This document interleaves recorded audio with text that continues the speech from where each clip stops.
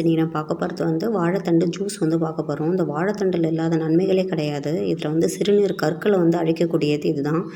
இது மெயின் பார்த்திங்கன்னா சிறுநீர் கற்களை வந்து கரைச்சி நம்ம யூரின் வழியாக வெளியேற்றக்கூடியது தான் இதனுடைய தண்டு.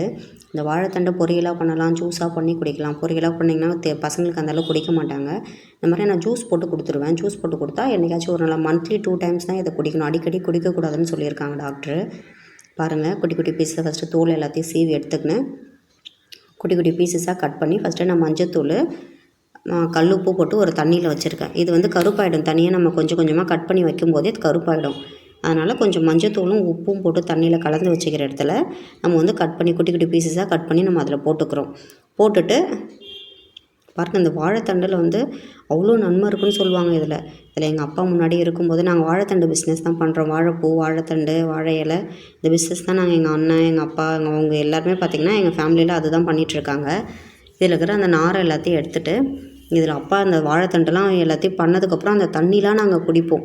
அதெல்லாம் அப்போது பண்ணது. இப்போலாம் எதுவுமே நாங்கள் செய்கிறதே இல்லை. இது வாங்குறதே பார்த்திங்கன்னா 20 ரூபா கொடுத்து ஒரு சின்ன பீஸே வாங்குகிறோம். தண்ணி போட்டு வச்சுருக்கேனா, இந்த தண்ணியில் குட்டி குட்டி பீசஸாக கட் பண்ணி அதில் நான் போட்டுக்கிறேன். போட்டுட்டு அது எல்லாத்தையும் வந்து நம்ம ஜாரில் கொஞ்சமாகவே, நான் இதில் நிறைய பொரியலுக்கும் எடுத்துப்பேன். கொஞ்சமாக ஜாரில் வந்து நம்ம தேவையான அளவுக்கு வந்து ஜாரில் போட்டுட்டு இது வந்து குடிக்கிறதுக்கெலாம் கசப்பாலாம் இருக்காது. ஆனால் எல்லோரும் பயப்படுவாங்க குடிக்கிறதுக்கு கசப்பாக இருக்குன்னு. பசங்களுக்கு நீங்கள் ஒரு தடவை கொடுத்துட்டிங்கன்னா அந்த தயிர் ஃப்ளேவர் வந்து அவங்க குடிச்சிடுவாங்க.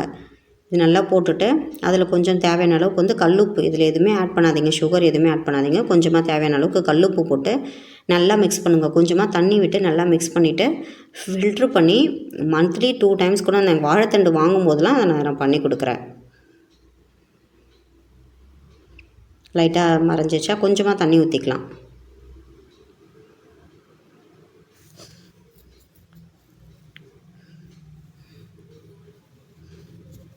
கொஞ்சமாக தண்ணி ஊற்றி நல்லா கிரைண்ட் பண்ணிக்கோங்க. கிரைண்ட் பண்ணிட்டோன்னே பாருங்கள், இந்த மாதிரி வந்துடுச்சு. நார் மட்டும்தான் அடியில் இருக்கும், சக்கை மட்டும்தான் அடியில் இருக்கும். அதில் இருக்கிற ஜூஸ் எல்லாமே வாழைத்தண்டுலேயே தண்ணி விடும் நிறையா. அது பார்த்திங்கன்னா இது ஃபுல்லாக நம்ம தண்ணி மட்டும் நல்லா வடிகட்டிட்டு நம்ம குடிக்க வேண்டியதான். வாழைத்தண்டு பொரியெல்லாம் நிறைய வாழைத்தண்டு ஜூஸ் பார்த்துருக்க மாட்டீங்க. கண்டிப்பாக இதை ட்ரை பண்ணி பாருங்கள். கல் இருக்கிறவங்களுக்கு ரொம்ப ரொம்ப நல்லது. நீங்கள் டாக்டரை பார்க்க வேண்டிய அவசியமே கிடையாது. கல் இருந்துச்சுன்னா இவங்க ஃப்ரெண்ட்ஸுக்கு வந்து அந்த மாதிரி இருந்திருக்கு. அவங்க அந்த கல் யூரின் வழியாக வந்துடுச்சுன்னு சொல்லிட்டு என்கிட்ட சொல்லியிருக்காங்க சார். அதனால் சரி ட்ரை பண்ணி பார்க்கலாம், மற்றவங்களுக்கு சொல்லலாம், ஐடியா சொல்லலாம்னு சொல்லிட்டு தான் நான் பண்ணுறேன். இதில் வந்து தயிர் வந்து கொஞ்சம் தேவையான அளவுக்கு கொஞ்சம் தயிர், நீங்கள் அதில் குடிக்கிறதுக்கு அது கஷ்டமாக இருந்துச்சுன்னா கொஞ்சம் தயிர் வந்து எக்ஸஸாக ஆட் பண்ணிக்கோங்க. ஆட் பண்ணி இது வந்து நம்ம கூலிங் தானே, தயிர் கூலிங் தானே, அதனால் எந்த ப்ராப்ளமுமே வராது. இது காலையில் தூங்கி வந்து இது வெறி வயிற்றில் கல் இருக்கிறவங்க வெறி வயிற்றில் இதை குடிங்க. கண்டிப்பாக சூப்பர் ரிசல்ட் கிடைக்கும். பிடிச்சிருந்தா சப்போர்ட் பண்ணுங்கள் ஃப்ரெண்ட்ஸ்.